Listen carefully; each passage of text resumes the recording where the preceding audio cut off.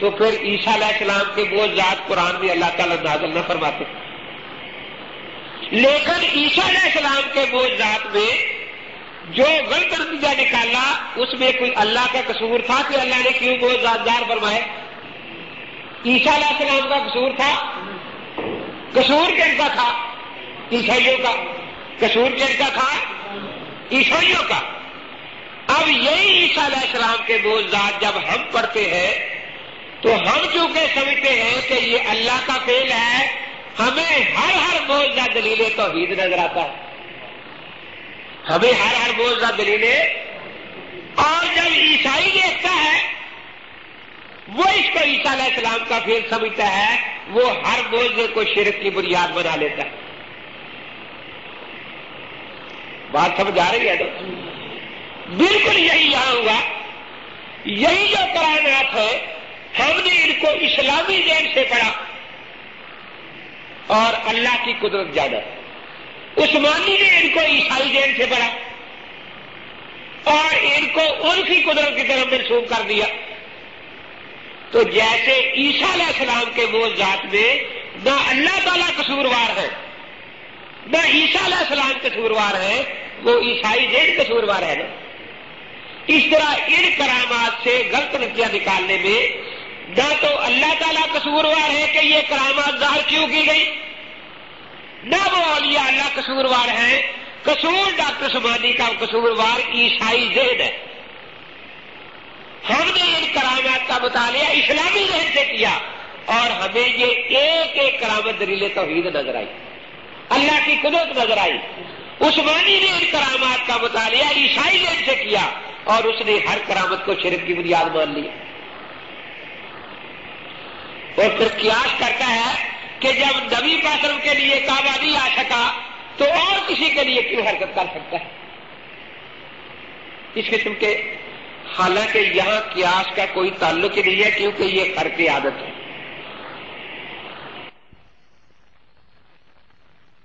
وہ کہتے ہو ہی نہیں سکتا. ہم پوچھتے ہیں کس سے؟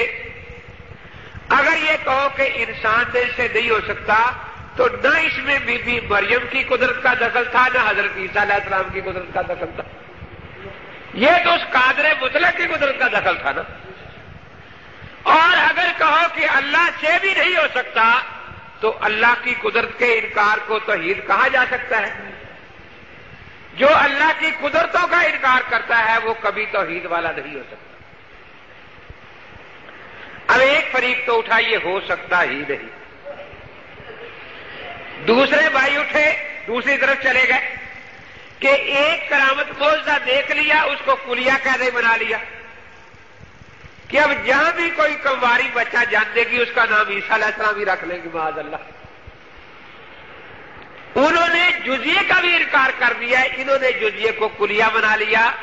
اور اہل سنت والجماعت نے کہا کہ عادت عادت ہے، خرق عادت خرق عادت. عادت عادت ہے، خرق عادت.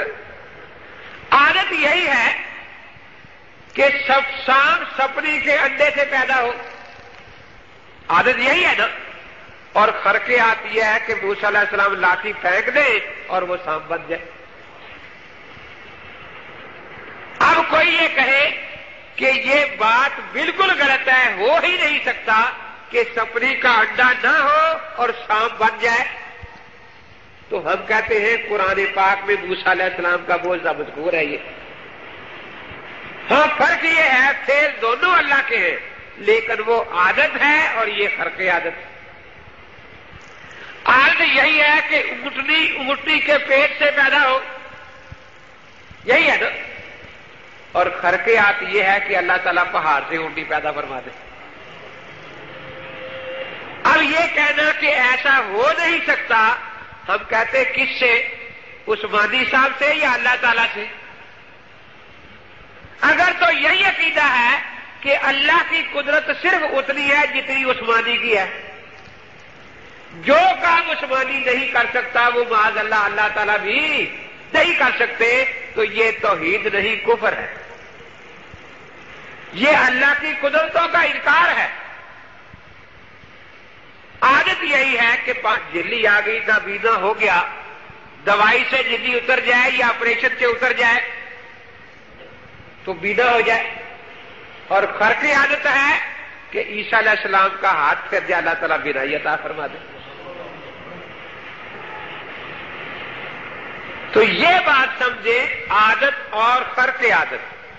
ہم اہل سنت والجماعت عادت کو عادت مانتے ہیں، فرق عادت کو فرق عادت مانتے ہیں، اور فرق عادت میں اللہ کی قدرت اتنی کھل کر سامنے آ جاتی ہے کہ سب کو ماننا پڑتا ہے کہ واقعی وہ قادر مطلق جو چاہے کر سکتا ہے۔ تو اللہ کی قدرت کو ماننا توحید ہے یا اللہ کی قدرت کا انکار کرنا توحید ہے؟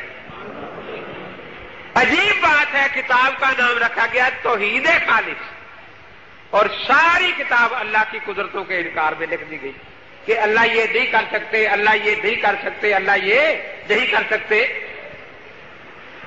تو پہلا جو دین کا اصول تھا اس کا تو یوں ستیہ ناش کیا۔ اور دیکھیے عجیب ہے، قیاس کرتا ہے، حالانکہ قیاس عادت سے تعلق رکھتا ہے، فرقی عادت سے کوئی تعلق نہیں رکھتا۔ بالکل عام فہم بات سمجھے، یہ جو معجزہ اور کرامت ہے یہ نبی اور ولی کے اختیار میں نہیں ہوتا۔ عام فہم بات سناتا ہوں، یہ دیکھیے قرآن پاک اللہ کی کتاب ہے نا، اللہ کی کتاب ہے نا، کوئی شک تو نہیں؟ جو اس کو خدا کی کتاب نہ مانے مسلمان ہے، یہ خدا کا کلام ہے، اللہ کی کتاب ہے، ٹھیک ہے بات؟ اور نبی پاک کا معجزہ بھی ہے، معجزہ ہے یا نہیں؟ کلام کس کا ہے اور معجزہ کس کا ہے؟ نبی پاک صلی اللہ تعالی علیہ وسلم کا۔ لیکن آپ کا اپنی طرف سے ایک نقطہ بھی اس میں نہیں لگایا۔ جس طرح یہ کلام خدا کا ہے، معجزہ مصطفیٰ کا ہے، اسی طرح عملی معجزوں میں فعل خدا کا ہوتا ہے، وَمَا رَمَيْتَ إِذْ رَمَيْتَ وَلَٰكِنَّ اللَّهَ رَمَىٰ، اور ہاتھ پر نبی کے ظاہر ہوتا ہے۔ کرامت فعل اللہ کا ہوتا ہے، ہاتھ پر ولی کے ظاہر ہوتا ہے، تو کرامت میں نبی اور ولی کا اختیار نہیں ہوتا۔ اب دیکھیے عیسیٰ علیہ السلام کے بعد قرآن دنیا میں نازل ہوا یا ان کے زمانے میں یا پہلے نازل ہوا تھا؟ اور یہ بات واضح ہے کہ عیسائیوں کی گمراہی کی بنیاد عیسیٰ علیہ السلام کے معجزات بن گئے۔ کیوں؟ وہ یہ کہتے تھے کہ یہ خدا کا فعل نہیں، عیسیٰ علیہ السلام کا فعل ہے، اور اس لیے وہ لوگ گمراہ ہو گئے۔ اب عیسیٰ علیہ السلام کے معجزات جو بعد میں قرآن نازل ہوا اس میں اللہ نے نازل فرمایا یا نکال دیے؟ تو اگر کوئی یہ کہے کہ بھئی یہ معجزات یا کرامات سے بعض لوگ غلط مطلب نکالتے ہیں اس لیے ان کا بیان نہیں ہونا چاہیے، تو پھر عیسیٰ علیہ السلام کے معجزات قرآن میں اللہ تعالیٰ نازل نہ فرماتے۔ لیکن عیسیٰ علیہ السلام کے معجزات میں جو غلط نتیجہ نکالا اس میں کوئی اللہ کا قصور تھا کہ اللہ نے کیوں معجزات ظاہر فرمائے؟ عیسیٰ علیہ السلام کا قصور تھا؟ قصور کن کا تھا؟ عیسائیوں کا۔ قصور کن کا تھا؟ عیسائیوں کا۔ اب یہی عیسیٰ علیہ السلام کے معجزات جب ہم پڑھتے ہیں تو ہم چونکہ سمجھتے ہیں کہ یہ اللہ کا فعل ہے، ہمیں ہر معجزہ دلیل توحید نظر آتا ہے، ہمیں ہر معجزہ دلیل، اور جب عیسائی دیکھتا ہے وہ اس کو عیسیٰ علیہ السلام کا فعل سمجھتا ہے، وہ ہر معجزے کو شرک کی بنیاد بنا لیتا ہے۔ بات سمجھ آ رہی ہے نا؟ بالکل یہی یہاں ہوا، یہی جو کرامات ہیں ہم نے ان کو اسلامی ذہن سے پڑھا اور اللہ کی قدرت جانا۔ اس